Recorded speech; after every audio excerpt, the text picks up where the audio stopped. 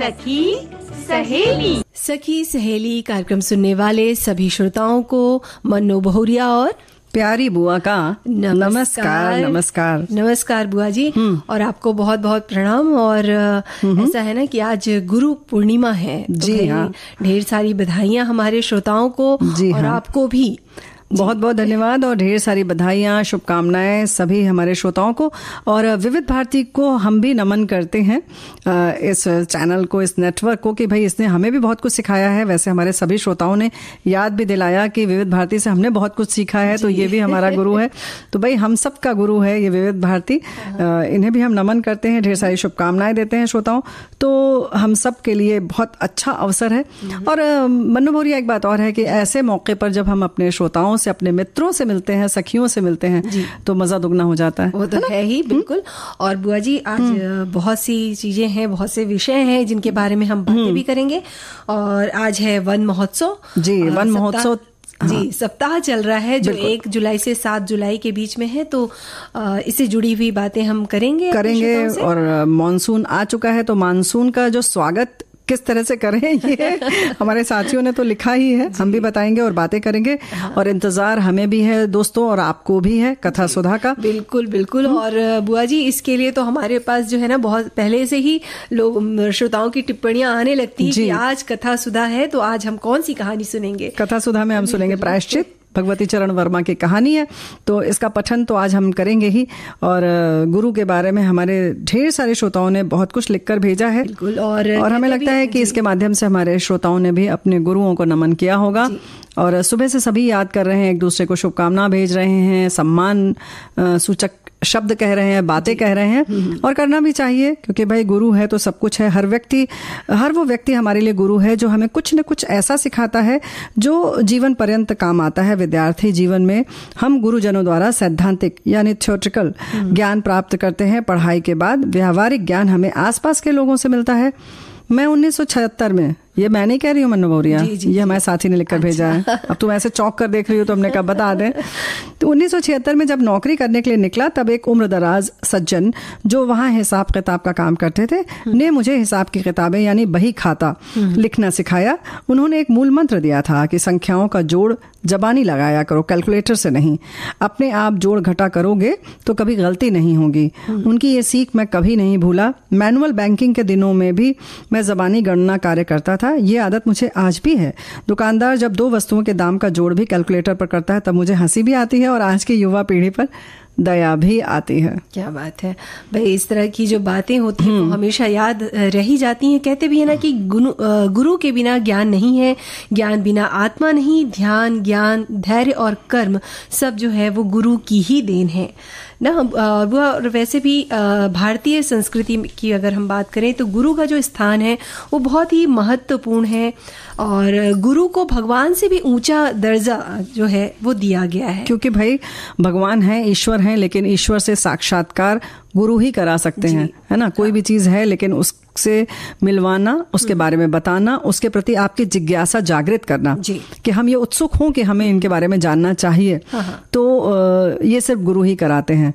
और ऐसी तमाम बातें हमारे साथियों ने भी लिख कर दी है, जानकारी भी दी है। इन्होंने लिखा है कि कहा जाता है महर्षि वेदव्यास ने अपने बाल्यकाल में अपने माता पिता से प्रभु दर्शन की इच्छा प्रकट की, लेकिन माता सत्यवती ने वेदव्यास की इच्छा को ठुकरा दिया।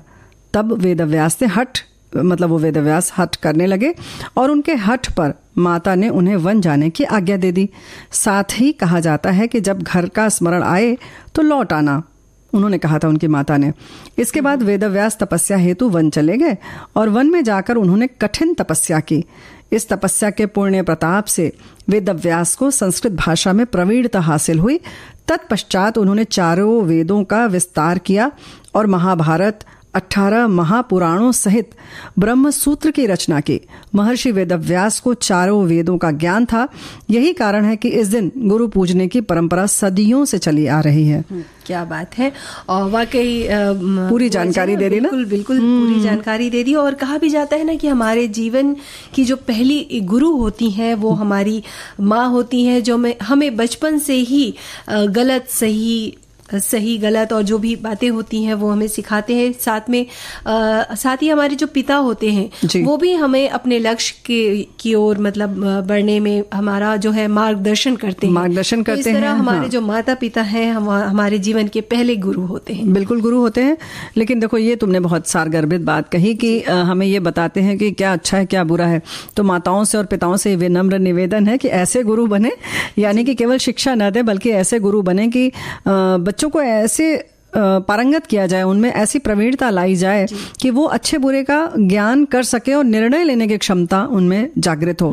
न कि अगर हम शुरू से बच्चों को ये बताते रहें कि ये करो ये न करो, तो क्या होता है कि बच्चे फिर बिल्कुल कह सकते हैं ना कि आश्रित हो जाते हैं। उनके में निर्णय लेने की क्षमता जागृत कीजिए, उनको इस तरीके से शिक्षा दीजिए या इस तरह से उनकी परवरिश करिए, तो फिर लगेगा कि हाँ जीवन में वो कहीं पर भी निकलेंगे तो सफल रहेंगे ही रहेंगे, है ना। और बुआ जी एक श्रोता है, उन्होंने गुरु के बारे में इतना कुछ लिखा है, थोड़ा सा पढ़ लेते हैं क्योंकि काफी बड़ा है, ये काफी लंबा लिखा हुआ है। गुरु ही सांस है, गुरु ही आस है, गुरु ही प्यास है, गुरु ही ज्ञान है, गुरु ही संसार है, गुरु ही प्यार है, गुरु ही गीत है, गुरु ही संगीत है, गुरु ही लहर है, गुरु ही भीतर है, गुरु ही बाहर है, गुरु ही प्राण है, गुरु ही जान है और गुरु ही संबल है। तो इस तरह की बातें इन्होंने लिखी हैं, और भी चीजें लिखी हैं।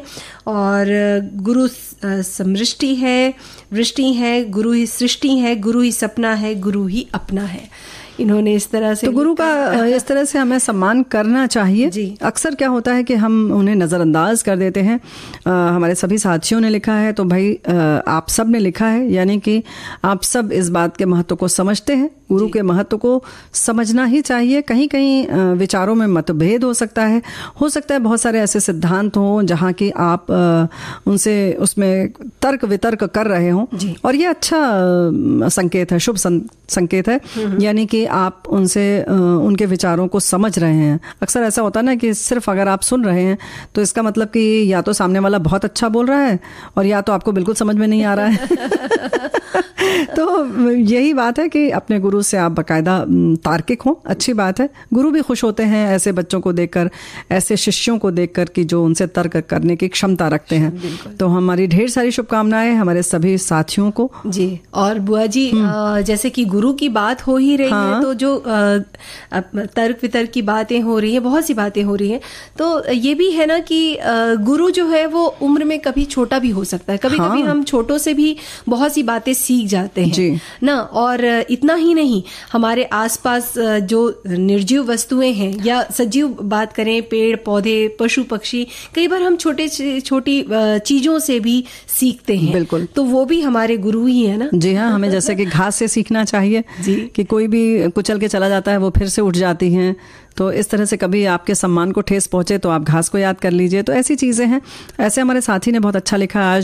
आज गुरु पूर्णिमा के हमारे प्रथम गुरु अपनी माता जी को प्रणाम करता हूँ, जिसने हमें जन्म दिया, पाला पोसा, चलना सिखाया, बड़ा किया, पढ़ाया लिखाया। दूसरे गुरु हमारे शिक्षक हैं, जिसने हमें उच्च शिक्षा दी, उन्हें वंदन करता हूँ। तीसरे गुरु हैं हमारे इष्ट गुरु, जिसने हमें जिनकी सही राह दिखाई, उन्हें भी वंदन करता हूँ। चौथा गुरु हमारा अनुभव, जो हमें सही राह पर चलना सिखाता है। उस सही राह पर चलते चलते जो साथी मित्र मिलते हैं वो हमारे पांचवें गुरु हैं, जो हमें जीवन के कठिन मार्ग पर चलते हुए सहारा बनते हैं। और विविध भारती के फेसबुक पेज से जुड़कर कई गुणवान मित्र मिले जो उसे फेसबुक गुरु मित्र कह सकते हैं, उनको भी हमारा वंदन। तो बहुत प्यारी बात आपने लिखी है। ये तो वाकई सही बात है कि फेसबुक के माध्यम से या जो भी सोशल मीडिया प्लेटफॉर्म के माध्यम से जो भी गुरु मिलते हैं, जिनसे हम सीखते हैं, उन सबको हम वंदन करते हैं। और एक जो श्रोता है, उन्होंने गुरु से ही जुड़ी कुछ बातें कही हैं। क्या वो लिख रहे हैं कि शिक्षक और सड़क दोनों एक जैसे होते हैं, खुद जहां है वहीं पे रहते हैं, मगर दूसरों को उनकी मंजिल तक पहुंचा ही देते हैं। एक ऐसे महान गुरु हैं जो हमें अच्छे बुरे का भेद बताते हैं और हमें जीवन पथ पर सही मार्ग पर चलने के लिए उत्प्रेरित करते हैं और संकट की घड़ी में भी हार नहीं मानने का पाठ पढ़ाते हैं। इनका मुख्य उद्देश्य अपने विद्यार्थियों को सफलता के मार्ग पर ले जाना और भविष्य में जीवन के पड़ाव को सुरक्षित करना है। गुरु पूर्णिमा के अवसर पर उन तमाम जो गुरुदेव हैं उनको नमन करते हैं जो आज हमारे बीच नहीं है। क्या बात है। ऐसे ही और भी लगभग सभी ने यही बात लिखी है। गुरु जो है इन्होंने लिखा है, गुरु रूपी अंधकार को रू रूपी प्रकाश में परिवर्तित करने वाले तत्व का नाम गुरु है। इनकी महिमा साक्षात ब्रह्म से ही है।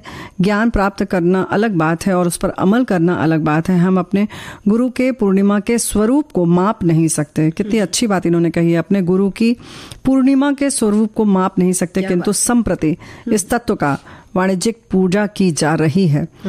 लेकिन ठीक है, करना चाहिए, याद करना चाहिए। हो सकता है कि 1.1% भी कुछ आ जाए, कुछ हम सोच लें उसके बारे में, तो यही बहुत है ना। वाकई। और बुआ जी, जैसे पेड़ पौधों की भी बात हो रही कि उनसे भी हम सीखते हैं। जो लदे हुए फल होते हैं ना, वो सिर्फ देते हैं, लेते नहीं हैं। बिल्कुल सही बात है। वो तो देखो सभी के लिए है ना। वृक्ष कबहू नहीं फल भकै, नदी न संचय नीर, परमारथ के कारजे साधु धरा शरीर। यानी साधु लोग जो होते हैं, यानी कि जो भी परोपकारी लोग होते हैं, वो इसीलिए शरीर धारण करते हैं, यानी कि वो लेते नहीं है, सिर्फ देते हैं। तो कुछ ऐसी ही चीजें हैं, तो इनसे हमें सीखना चाहिए। और इसीलिए वन महोत्सव जो है वो मना रहे हैं। पूरा सप्ताह शुरू हो चुका है, तो ढेर सारी शुभकामनाएं। हमारे साथी लिखते हैं कि वन महोत्सव यानी वनों का उत्सव, इसकी शुरुआत 1950 में की गई थी। कहा जाता है जीते जी लकड़ी, मरते लकड़ी, देख तमाशा लकड़ी का, यानी जीवन से मृत्यु तक हमें लकड़ी ही की जरूरत पड़ती है। इन्होंने लिखा जीते लकड़ी, मरते लकड़ी, देख तमाशा लकड़ी का, यानी जीवन से मृत्यु तक हमें लकड़ी की जरूरत पड़ती है। फिर क्यों ना हम इस उत्सव को बाकी उत्सवों की तरह मनाएं और एक इन्होंने लिखा है कि हाँ फर्ज समझकर मतलब जी पेड़ों की रक्षा करें। जंगल हमें लकड़ी के साथ ऑक्सीजन देते हैं और जो हमारे लिए जीवनदायक है। जानवरों पक्षियों का घर है जंगल। बादल बरसाते हैं जंगल, तो फिर हमारा फर्ज है इनकी कटाई को रोकें, कि हमारा फर्ज है कि इनकी कटाई को रोकें। अगर एक पेड़ काटे तो उसके स्थान पर 10 पेड़ लगाएं। घर में भी कोई प्रोग्राम हो, जन्मदिन हो, तो एक पेड़ जरूर लगाएं। वन महोत्सव का एक सप्ताह ही क्या, पूरी वर्षा ऋतु को ही वनों की वर्धमानता के प्रवाह का द्योतक माना जा सकता है, क्योंकि इस समय पूरी प्रकृति अपने वर्धमान स्वरूप में होती है। वन हमारे जीवन के साथ साथ प्राकृतिक पर्यावरण के लिए भी आवश्यक है। आज इनके सही देखभाल के अभाव में ही तो हम लोग आजकल ग्लोबल वार्मिंग की चुनौती का सामना कर रहे हैं। ये भी हमारे साथी ने लिखकर भेजा है। जी।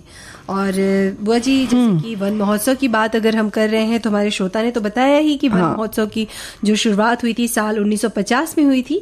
लेकिन इस साल 1950 में देश के जो उस समय कृषि मंत्री थे डॉक्टर कन्हैया लाल माणिक लाल मुंशी, उन्होंने इसकी शुरुआत की थी। और ये जो वन महोत्सव है, जैसे कि हम पहले भी बात कर चुके हैं कि हर साल जुलाई महीने के पहले सप्ताह के दौरान मनाया जाता है। और इस दिन सभी जो विद्यालय होते हैं, स्कूल्स होते हैं, महाविद्यालय, सरकारी जो दफ्तर होते हैं, कई संगठन होती हैं, कई संस्थाएं होती हैं, वो पौधे लगाने के कार्यक्रम आयोजित किए जाते हैं वनों के साथ। भाई देखो, इसलिए इतना आयोजन करते हैं ना, क्योंकि वनों के साथ तो हम रिश्ते की बात बाद में करेंगे कि वन बहुत दूर है, हो सकता है सबने न देखा हो, लेकिन उसका जो छोटा स्वरूप है, पेड़ पौधे जो हमारे आस पास हैं, उनसे हमारे जीवन बहुत गहरा रिश्ता जुड़ा हुआ है। हमें मूल्यवान प्राण वायु देते हैं, फल फूल दवाइयाँ देते हैं, लेकिन बढ़ती जनसंख्या आधुनिकीकरण के प्रभाव में जो है ये कट रहे हैं। लेकिन अंधाधुंध जो कटाई हो रही है, इसके बारे में हमें सोचना जरूर चाहिए। इसीलिए तो देखो हमारे साथी लिखते हैं कि एक दिन नहीं, इसको मनाते ही रहना चाहिए, है ना। एक बात और है कि पूरी जलवायु जो है, पूरा मौसम जो है, वो इन्हीं के अनुरूप होता है। ये तो बचपन में हम सब ने वो वाला चित्र भी याद होगा, कैसे समंदर से गर्म हवाएं उठती हैं, फिर कैसे बादल बनती हैं, फिर पेड़ों से टकराती हैं, फिर बारिश होती है ना। तो भाई सबसे अच्छा चित्र यही लगता था। तो वो जो चित्र है, वो जो साइकिल है, पूरा चक्र है, तो उसका महत्व तो हम सब समझते ही हैं, है ना। बिल्कुल बिल्कुल। और तभी तो एक श्रोता है, उन्होंने ये भी लिखा है कि वन महोत्सव पर सबको एक प्रतिज्ञा लेना चाहिए कि यदि एक पेड़ को किंचित आवश्यकता पड़ने पर काटते हैं तो हमें 11 पेड़ लगाना चाहिए। अच्छा, इन्होंने 11 बोला है। और हमारा पर्यावरण पेड़ों की अंधाधुंध कटाई से सबसे ज्यादा प्रभावित हुआ है, तो रोकना बहुत ही जरूरी है। आज कहीं कहीं थोड़ी बरसात हो रही है, इसका ही मुख्य कारण है पेड़ों से ही हमारी प्राण वायु मिलती है। पुराने समय में ऋषि मुनियों ने अपने आश्रम जो है इन्हीं पेड़ों के बीच इसलिए ही बनाए, वहीं शिक्षा देते रहे, वहां के प्राणियों से प्यार किया, हर जीव पर अपनी कृपा बरसाई। क्या बात है, ये बात बिल्कुल सही है। ऐसे ही हमारे एक साथी लिख रहे हैं कि सप्ताह एक अनुस्मारक है, यानी वन महोत्सव सप्ताह एक अनुस्मारक है कि हमें वनों की रक्षा करनी चाहिए और वनों की कटाई को रोकना चाहिए। पर्यावरण संरक्षण के 3R नियम कम करना इन्होंने लिखा है। अच्छा। रिड्यूस नियम है, पहला नियम है कम करना, यानी रिड्यूस करना, पुनः उपयोग करना, रीयूज, पुनः चक्रण यानी रिसाइकिल। इनका मतलब 3R से मतलब है रिड्यूस, रीयूज, रिसाइकिल। इसका पालन करना चाहिए। पेड़ खाद्य संस्थानों के उत्पादन में योगदान करते हैं, पारिस्थितिक संतुलन बनाए रखते हैं, वायु गुणवत्ता में सुधार करते हैं, जलवायु में सुधार करते हैं, पानी का संरक्षण करते हैं, मिट्टी का संरक्षण करते हैं, वन्य जीव को संरक्षित रखते हैं, सूखे को कम करते हैं, मिट्टी के कटाव और प्रदूषण को रोकते हैं। वर्षा ऋतु में हमें अधिक से अधिक वृक्ष लगाना चाहिए। देखो ये जो मिट्टी का कटाव है ये हम नहीं समझ पाते। जो भूस्खलन होता है वो कहीं ना कहीं पेड़ों की कटाई की वजह से होता है। जो जड़ें होती हैं वो मिट्टी को इतनी मजबूती से पकड़ती हैं कि बिल्कुल मतलब चट्टान की तरह हो जाती है वो जगह जहाँ पर पेड़ ढेर सारे लगे होते हैं। तो इस तरह से मिट्टी का बचाव, बहुत सारी चीज़ें जो हैं वो इससे होती हैं। बहुत सारी चीज़ें तो हमें पता भी नहीं होंगी, ऐसी भी चीजें हैं, है ना। बिल्कुल बुआ। क्योंकि देखो हमारे साथियों ने बड़ी प्यारी प्यारी बातें लिखकर भेजी है ना। बुआ जी, एक श्रोता है, उन्होंने ये लिखा है कि ये जो वन महोत्सव की जो शुरुआत है उन्होंने बताई कि 1950 में हुई थी, पेड़ों की कटाई को रोकने के लिए की गई थी, लेकिन उस समय ये केवल कागजों में ही सिमट रहा था और जंगलों पर कोई ध्यान नहीं दिया गया था।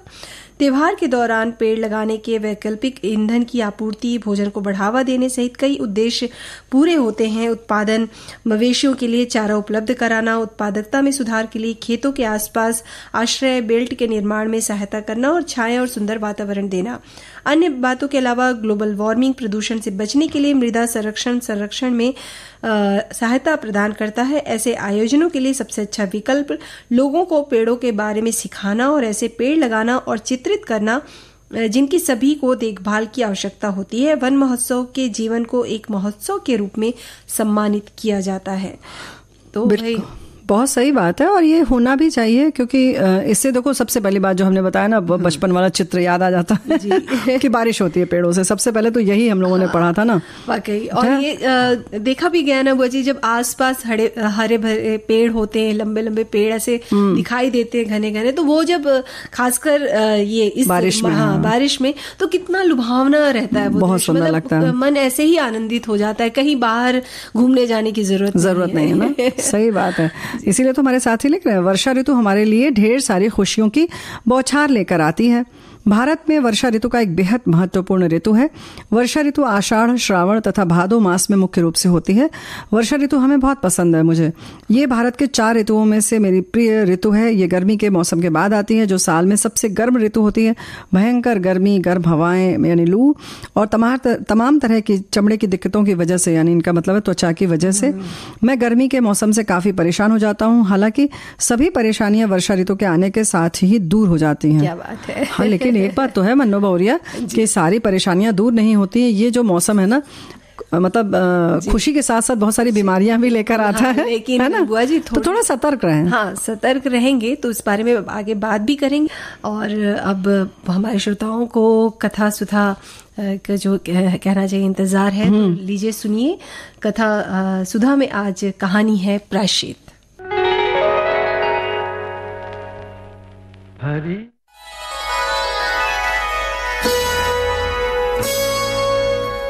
कथा सुधा, भाव भरी कहानियों का सागर, जिसकी लहरें कभी मुस्कुराहट सजाएंगी तो कभी आंखें नम कर जाएंगी। सामाजिक सरोकार से लेकर परिवार तक की होंगी बातें। कुछ मनोरंजन होगा तो कुछ सीख भी मिल जाएगी। हर बार नई अनसुनी कहानी की अलग अंदाज में होगी बयानी।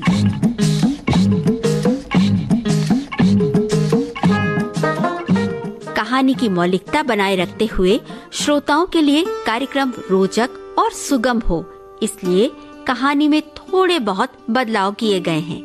आशा है आपको कथा सुधा में डूबना अच्छा लगेगा। हिंदी साहित्य में भगवती चरण वर्मा का एक अलग ही स्थान है। कविता, कहानी, उपन्यास, निबंध और नाटक जैसी विधाओं पर वो समान रूप से अधिकार रखते हैं। 30 अगस्त 1903 को उत्तर प्रदेश के उन्नाव जिले के शफीपुर में जन्मे भगवती चरण वर्मा की प्रारंभिक शिक्षा शफीपुर में ही हुई। उच्च शिक्षा के लिए वो प्रयाग विश्वविद्यालय गए और साहित्य और विधि में स्नातक की डिग्री हासिल की। बहुमुखी प्रतिभा के धनी भगवती चरण वर्मा ने गणेश शंकर विद्यार्थी के साथ पत्रकारिता की और तत्कालीन प्रचलित समाचार पत्र प्रताप का संचालन किया।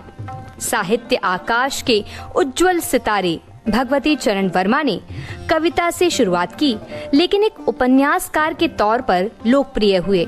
उनकी मुख्य रचनाओं की बात हो तो उनका सर्वाधिक लोकप्रिय उपन्यास चित्रलेखा स्मरण हो उठता है।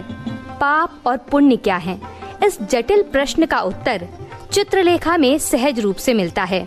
इस अमर कृति के अलावा भी भगवती चरण वर्मा की अन्य मुख्य कृतियां हैं, जिनमें शामिल हैं उपन्यास भूले बिसरे चित्र, सीधी सच्ची बातें, प्रश्न और मरीचिका, सभी नचावत राम गोसाई, सामर्थ्य और सीमा, वो फिर नहीं आई, रेखा, चाणक्य और आखिरी दांव, कहानियाँ, पतन, मधुकण, मानव, संस्मरण, अतीत के गर्त से, ये साथ और हम। भगवती चरण वर्मा ने अपने समय में ऐसे विषयों पर लेखन किया जो उस दौर में एक साहसपूर्ण काम था।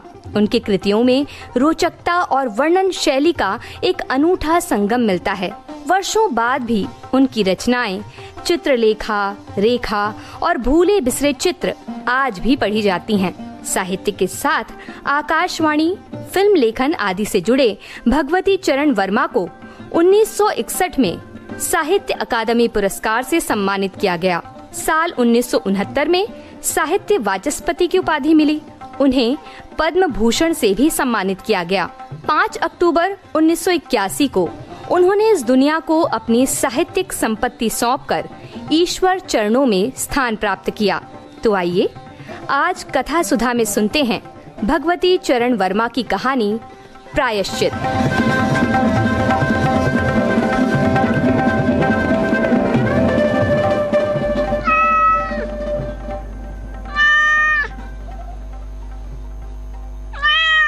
अगर कबरी बिल्ली घर भर में किसी से प्रेम करती थी तो रामू की बहू से, और अगर रामू की बहू घर भर में किसी से घृणा करती थी तो कबरी बिल्ली से। रामू की बहू 2 महीने हुए मायके से प्रथम बार ससुराल आई थी। पति की प्यारी और सास की दुलारी नवविवाहिता। भंडार घर की चाबी उसकी करधनी में लटकने लगी। नौकरों पर उसका हुक्म चलने लगा और रामू की बहू घर में सब कुछ। सास जी ने माला ली और पूजा पाठ में मन लगाया, लेकिन ठहरी बालिका कभी भंडार घर खुला हुआ है तो कभी भंडार घर में बैठे बैठे सो गई। कबरी बिल्ली को मौका मिला, घी दूध पर अब वो जुट गई। रामू की बहू की जान आफत में और कबरी बिल्ली के छक्के पंजे। रामू की बहू हांडी में घी रखते रखते ऊँघ गई और बचा हुआ घी कबरी के पेट में। रामू की बहू दूध ढककर मिश्रानी को आटा देने गई और उधर दूध नदारत। अगर बात यहीं तक रह जाती तो भी बुरा ना था। कबरी रामू की बहू से कुछ ऐसा परज गई थी कि रामू की बहू के लिए खाना पीना दुश्वार। रामू की बहू के कमरे में रबड़ी से भरी कटोरी पहुंची। रामू जब आए तब तक कटोरी साफ चटी हुई। बाजार से बालाई आई। जब तक रामू की बहू ने पान लगाया बालाई गायब। रामू की बहू ने तय कर लिया कि या तो वो घर में रहेगी या फिर कबरी बिल्ली ही। मोर्चाबंदी हो गई, दोनों सतर्क। बिल्ली फंसाने का कटघरा आया। उसमें दूध, मलाई, चूहे और भी बिल्ली को स्वादिष्ट लगने वाले विविध प्रकार के व्यंजन रखे गए, लेकिन बिल्ली ने उधर निगाह तक न डाली। इधर कबरी ने सरगर्मी दिखलाई। अभी तक तो वो रामू की बहू से डरती थी, पर अब वो साथ लग गई, लेकिन इतने फासले पर कि रामू की बहू उस पर हाथ न लगा सके। कबरी के हौसले बढ़ जाने से रामू की बहू को घर में रहना मुश्किल हो गया। उसे मिलती थी सास की मीठी झिड़कियां और पतिदेव को मिलता था रूखा सूखा भोजन। एक दिन रामू की बहू ने रामू के लिए खीर बनाई। पिस्ता, बादाम, मखाने और तरह तरह के मेवे दूध में औटाए गए। सोने का वर्क चिपकाया गया और खीर से भरकर कटोरा कमरे के एक ऐसे ऊंचे ताक पर रखा गया जहां बिल्ली न पहुंच सके। रामू की बहू इसके बाद पान लगाने में लग गई। उधर बिल्ली कमरे में आई। ताक के नीचे खड़े होकर उसने ऊपर कटोरे की ओर देखा, सूंघा, माल अच्छा है, ताक की ऊंचाई अंदाजी। उधर रामू की बहू पान लगा रही थी। पान लगाकर रामू की बहू सास जी को पान देने के लिए चली गई और कबरी ने छलांग मारी। पंजा कटोरे में लगा और कटोरा झंझनाहट की आवाज के साथ फर्श पर। आवाज रामू की बहू के कान में पहुंची। सास के सामने पान फेंक कर वो दौड़ी। क्या देखती है कि फूल का कटोरा टुकड़े टुकड़े, खीर फर्श पर और बिल्ली डटकर खीर उड़ा रही है। रामू की बहू को देखते ही कबरी चंपत। रामू की बहू पर खून सवार हो गया। न रहे बांस, न बजे बांसुरी। रामू की बहू ने कबरी की हत्या पर कमर कस ली। रात भर उसे नींद न आई। किस दाव से कबरी पर वार किया जाए कि फिर जिंदा न बचे, यही पड़े पड़े सोचती रही। सुबह हुई और वो देखती है कि कबरी देहरी पर बैठी बड़े प्रेम से उसे देख रही है।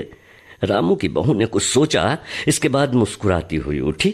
कबरी रामू की बहू के उठते ही खिसक गई। रामू की बहू एक कटोरा दूध कमरे के दरवाजे की देहरी पर रख कर चले गई। हाथ में पाटा लेकर वो लौटी तो देखती है कि कबरी दूध पर जुटी हुई है। मौका हाथ में आ गया। सारा बल लगाकर पाटा उसने बिल्ली पर पटक दिया। कबरी न हिली, न डुली, न चीखी, न चिल्लाई, बस एकदम उलट गई। आवाज जो हुई तो मेहरी झाड़ू छोड़कर, मिश्रानी रसोई छोड़कर और सास पूजा छोड़कर घटना स्थल पर उपस्थित हो गई। रामू की बहू सर झुकाए अपराधी की भांति बातें सुन रही है।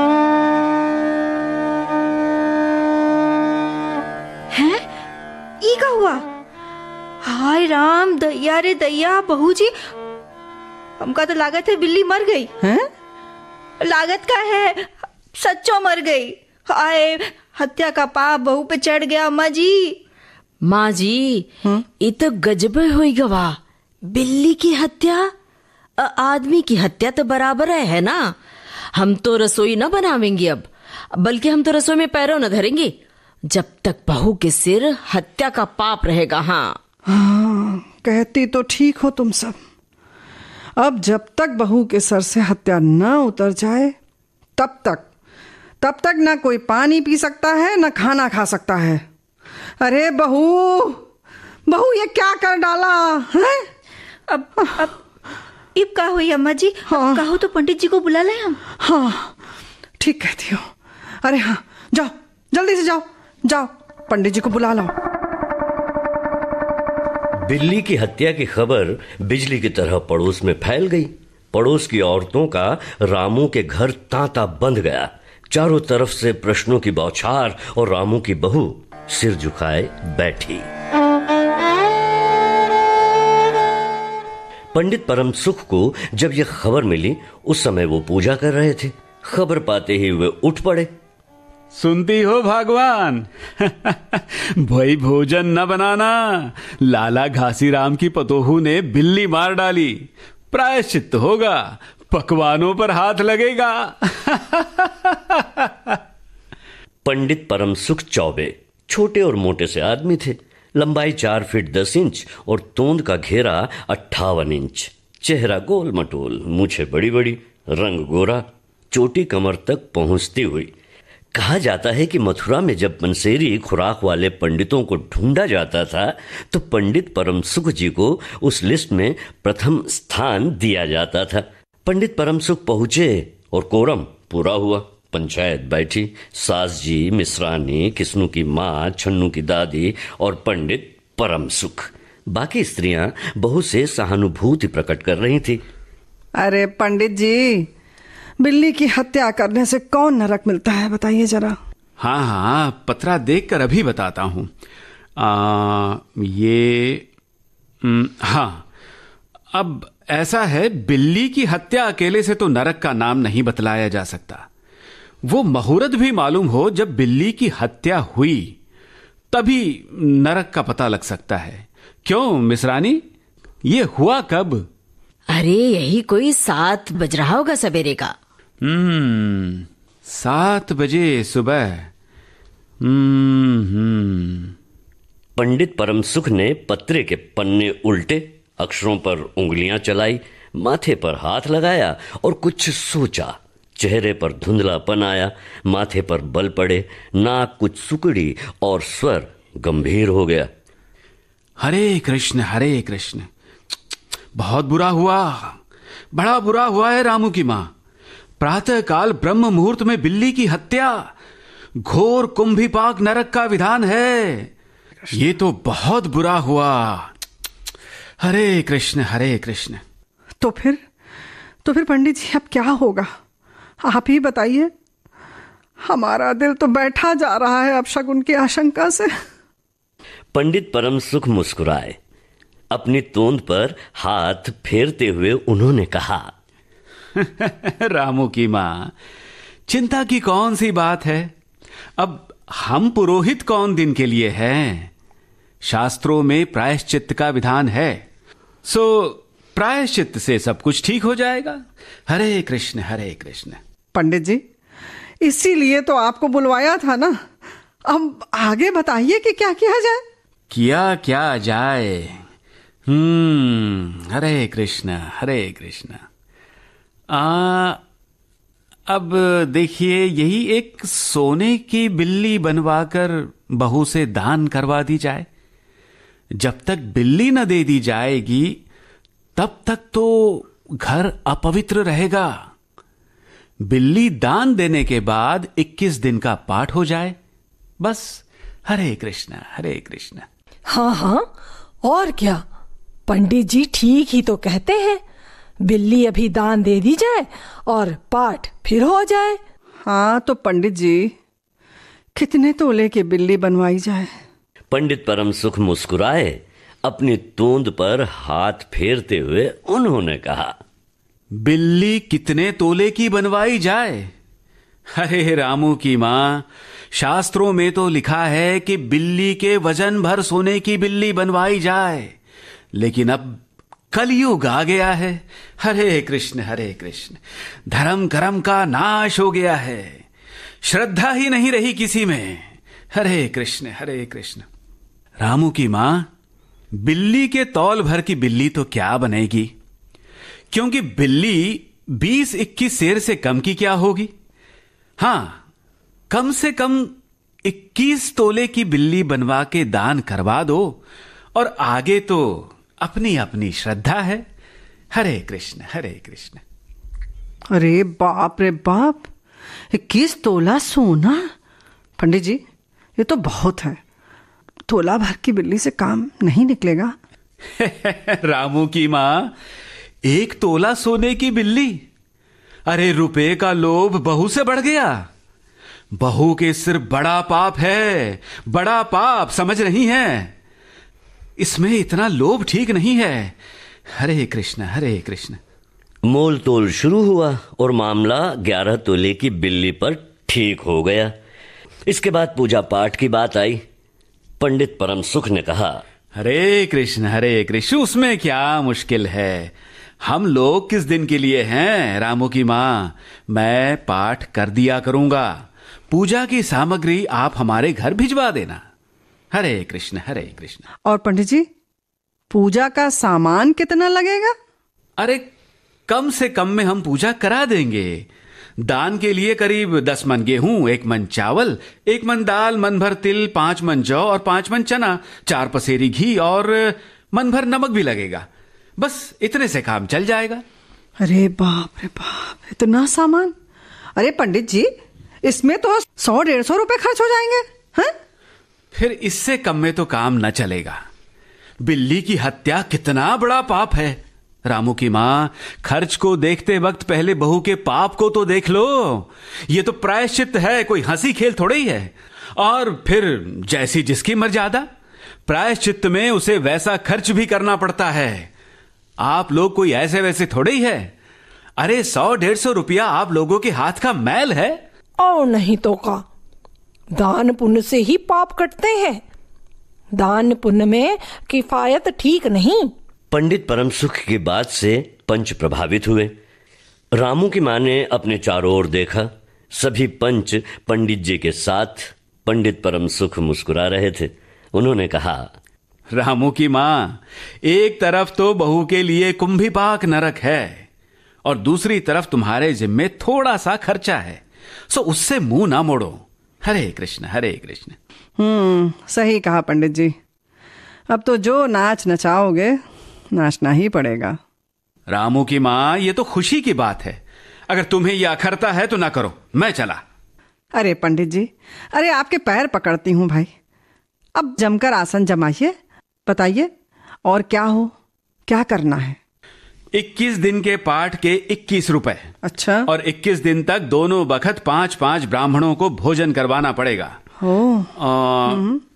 सो इसकी चिंता ना करो, मैं अकेले दोनों समय भोजन कर लूंगा और मेरे अकेले भोजन करने से 5 ब्राह्मण के भोजन का फल मिल जाएगा। ऐसा? हरे कृष्ण हरे कृष्ण। हाँ, ये तो पंडित जी ठीक है कहते हैं। पंडित जी के टोन तो देखो। अच्छा, तो फिर प्रायश्चित्त का प्रबंध करवाओ। रामू की मां, 11 तोला सोना निकालो, मैं उसकी बिल्ली बनवा लाऊं। 2 घंटे में मैं बनवा कर लौटूंगा, तब तक सब पूजा का प्रबंध कर रखो। और देखो, पूजा के लिए। पंडित जी की बात खत्म भी ना हुई थी कि मेहरी हाँफती हुई कमरे में घुस आई और सब लोग चौंक उठे। अरे अम्मा जी, हाँ, ये तो क्या हुआ, बोलो तो। अरे हुआ का, बताए अम्मा जी, वो बिल्ली जिंदा थी, उठ के भाग गई।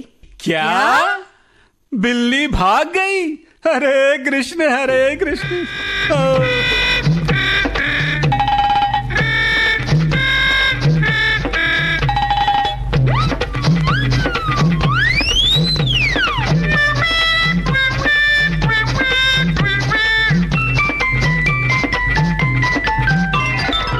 अभी आपने सुनी भगवती चरण वर्मा की कहानी प्रायश्चित। पात्र परिचय इस प्रकार हैं। सूत्रधार जी श्याम, पंडित जी जयंत पात्रिकर, रामू की माँ रेणु चतुर्वेदी, मेहरी आकांक्षा सिंह, मिश्रानी ममता सिंह, छन्नू की दादी पूनम त्रिपाठी, प्रस्तुति अनुश्री पाठक, परिकल्पना एवं निर्देशन रेणु चतुर्वेदी।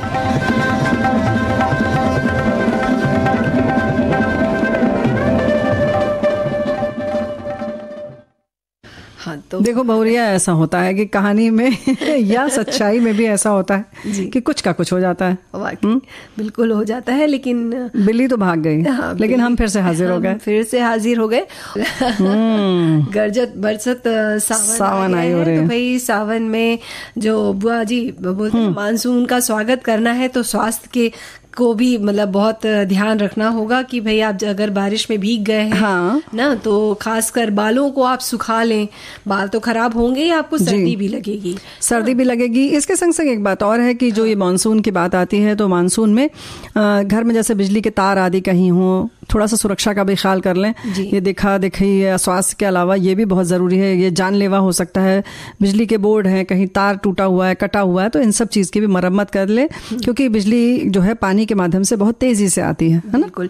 और साथ ही छत की अगर लीकेज है या दीवारों पर ऐसा लग रहा है कि लीकेज आ रहा है, तो उसकी भी आप मरम्मत करवा ले, क्योंकि अभी तो शुरुआत है। अभी तो पूरा 1-2 महीना बचा हुआ है। बिल्कुल। और इसके संग संग केवल ये मरम्मत के अलावा छत पर नाली तो रहती ही है, चाहे बालकनी हो, उसकी सफाई कर दें, क्योंकि अगर उसमें 2 पत्ते भी अगर रख गए, कागज रखा गया, तो फिर चौक हो जाती है वो नाली और पानी लग जाता है, उसकी वजह से भी चूने लगता है। तो इन सब चीजों का ख्याल रखें, और हम ख्याल रखेंगे समय का। हम समय का जरूर ध्यान रखेंगे बुआ जी। जाने का वक्त तो हो ही चुका है, लेकिन एक चीज और है कि जैसे स्वास्थ्य की हमने बात की, स्वास्थ्य का अगर आप ध्यान रखेंगे, घर का ध्यान रखेंगे, तो जो इस मौसम में जो मजे लेना है, वो खाना है, पकौड़ों का आनंद ले सकते हैं। अच्छा। तो भाई शाम का वक्त हो चुका है, चाय तो पकौड़े बनाइए, खाइए, बनाइए, चाय हम भेज रहे हैं। ऐसा ठीक है।